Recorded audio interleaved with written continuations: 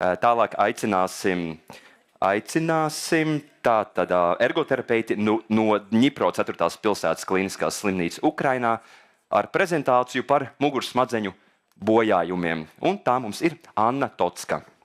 Lūdzu, jā. You're welcome.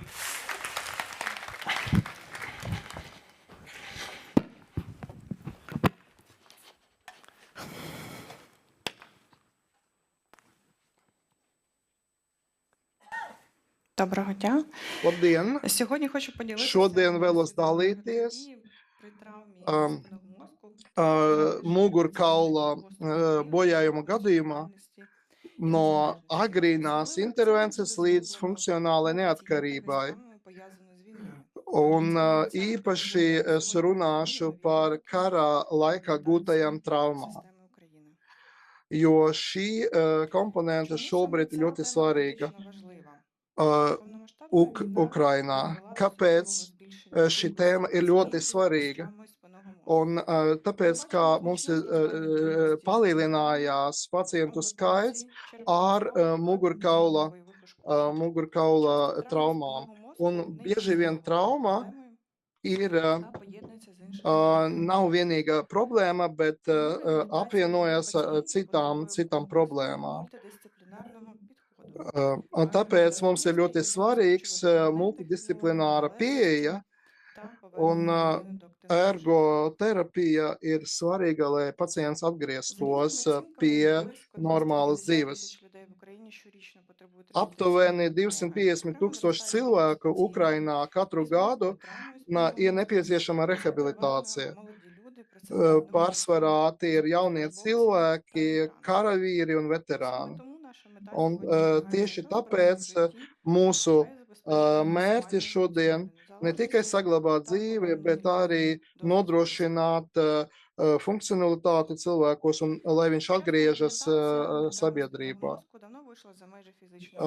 Un mūsdienu rehabilitācija nav tikai fiziskā atjaunošana. Mēs šobrīd strādājam arī ar citiem izaicinājumiem.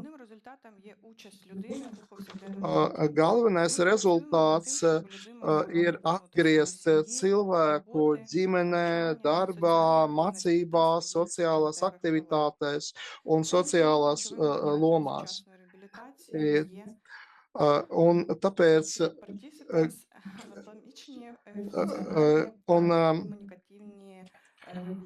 un tad mums ir svarīgi, lai cilvēks dažādos aspektos atgrieztos parastajā dzīvē. Mēs strādājam, lai trenētu pašapkalpošanas, pašaprūpes funkcijas un adaptēšanu videi. Un arī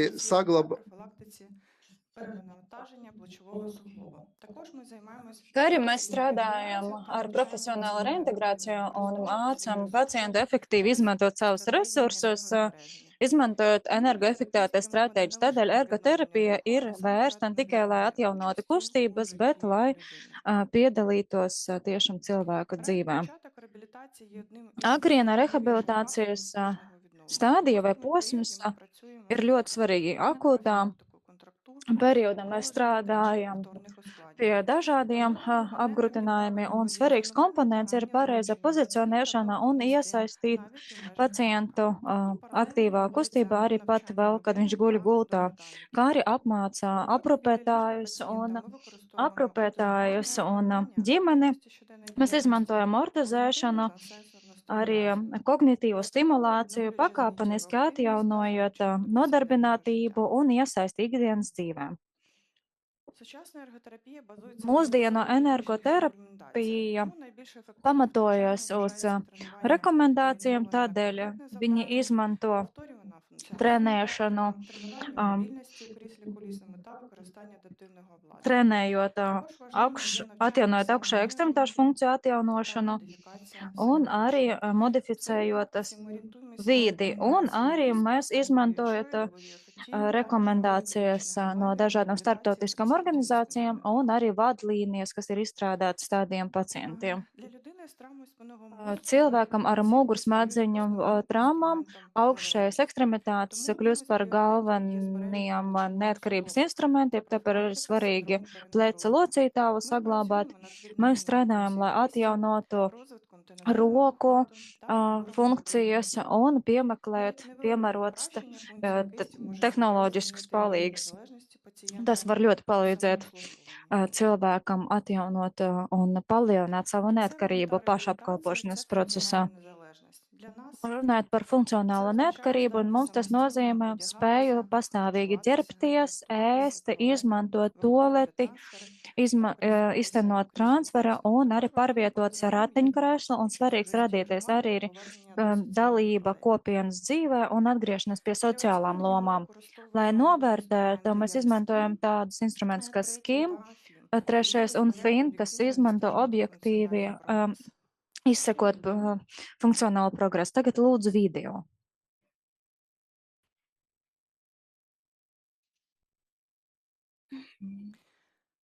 Допоміжні технології та адаптація середовища А, є важливим інструментом Palīk підвищення tehnoloģijas un незалежності. Це можуть adaptācija arī бути svarīgs адаптивні instruments, пристрої для lai самообслуговування, paaugstinātu дозвільне neatkarību. пересаджування, Te адаптація varētu крісел būt колісного dažādas організованого krātiņkrēsla авто. Часто adaptācija, саме gudrā правильно māja, задіяна piemēram, допоміжна un технологія tieši дозволяє людині pareizi виконувати piemeklēta palīk завдання tehnoloģija самостійно без palīdz перебоїв cilvēkam у pastāvīgi супроводі. Тому в realizēt Україні dažādas навчання uzdevumus та bez використання palīdzības. допоміжних засобів Tādēļ є важливою tādu частиною līdzekļu роботи piemeklēšana ir ерготерапевта. svarīga energoterapeita darba Пацієнти з daļā. важкою травмою спинного мозку мають Pacienti ar власні особливості. traumām, ar Часто це mugursmadziņu хвороби traumām, поранення, viņiem ir savas новотравми, які īpatnības, супроводжуються tas ir хронічними болями, politraumas ar ампутаціями hroniskām або sāpēm vai черепно-мозковими травмами. amputācijām un arī Додатковим викликом є smadziņu, посттравматичний стресовий розлад, galvas включаючи kausa соціальну smadziņu адаптацію traumām. після завершення Tādēļ лікування. sociāla adaptācija Саме pēc тому ārstēšanas arī ir реабілітація ļoti повинна бути būtiski, un незалежнішою rehabilitācija ir від jābūt tikai обставин, fiziskai, bet психологічно arī обґрунтованою та правильно psihoemocionāli запропонованою. orientētai.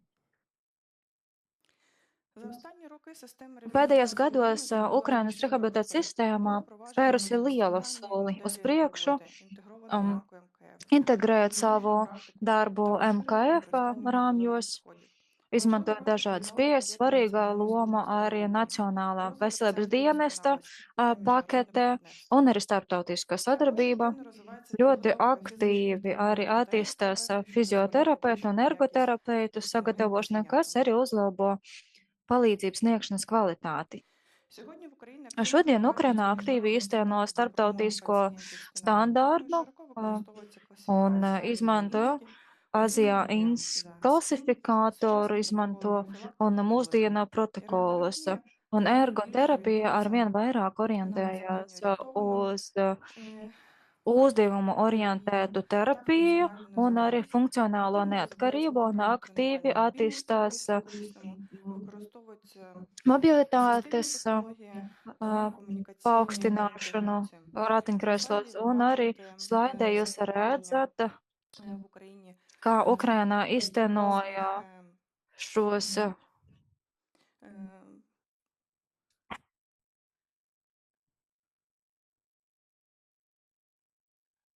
запроваджується kā стандарт з Ukraina спинними iztēno травмами, standartus ar проводяться mugursmadziņu traumu такі ārstēšanas standarti великі un тренінги, izteno що tādus застосування крісел-колісних та trēniņus, асистивної kā технології. izmantot ratiņkrēslas un dažādas palīgu Представлений клінічний tehnoloģijas. випадок Te ir demonstrētais klīniskais gadījums. спинного мозку.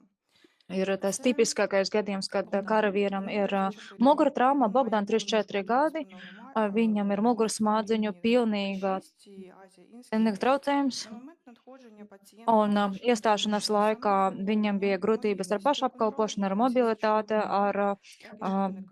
Показники dažādu січової apakšējo orgānu стабільно funkciju впали, що свідчило про traucējumi viņam функціональні bija, un tas обмеження. liecina par funkcionāliem ierobežojumiem.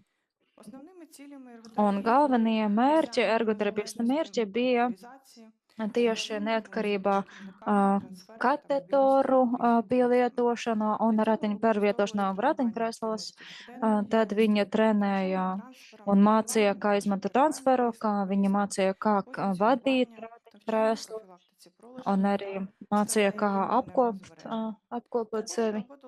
Un arī viņi mācīja ģimeni un kā adaptēties vidī. Rezultātā pacientam bija liela neatkarība, uzlabojas mobilitāte, viņš daudzas ikdienas lietas iemācījās jau veikt pastāvīgi. No traumas līdz funkcionālai neatkarībai šīs slaids vislabāk demonstrē, kāpēc mēs strādājam, jo mēs redzam ne tikai klīniskus radītājus, bet arī reālu cilvēku, kurš atgriežas pie dzīves. Pacients pastāvīgi sāk kustēties, sāk strādāt, iedalīties uz sabiedriskā dzīvē un realizēt savas dzīves lomas. Un tieši šis ir galvenais mērķis mūsdienu rehabilitācijas mērķis, lai pilnībā maksimāli cilvēku atgriezt. Tagad Bogdāns ir treneris mūsu nodaļā, viņš strādā aktīvas rehabilitācijas grupā, un viņš arī vada automašīnu, viņš ir pastāvīgs, neatkarīgs un arī palīdz ar savu piemēru. Viņš ir tāds piemērs citiem pacientiem, kā arī viņš ir iesaistīts mūsu studentu mācībās un aktīvi piedalās dažādas aktivitātes.